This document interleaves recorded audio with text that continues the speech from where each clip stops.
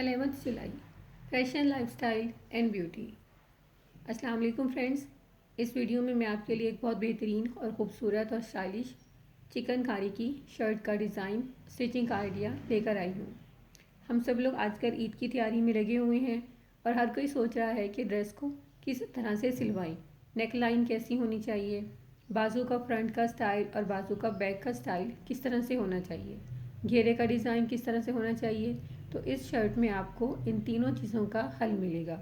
इसकी neck line band style में सिली हुई है और बाजुओं के आगे ऑर्गेन्जा कपड़ा लगा के लूप के कुंदे से बनाए हुए हैं।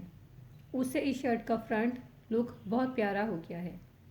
बाजू यूनिक और मुनफरिद अंदाज में स्टिच हुए हुए हैं और गले के फ्रंट पर आप देख रहे हैं किस तरह से डिज़ाइनिंग की गई है।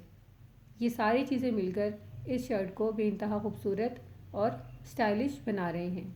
ये शर्ट मीडियम लेंथ में स्टिच हुई भी है और मीडियम लेंथ की शर्ट वेयर की हुई बहुत डिसेंट और बेहतरीन लुक देती है। इस शर्ट के साथ आप बिल्कुल सादा सा ट्राउज़र और सिगरेट पैंट भी लगा सकते हैं। Thanks for watching.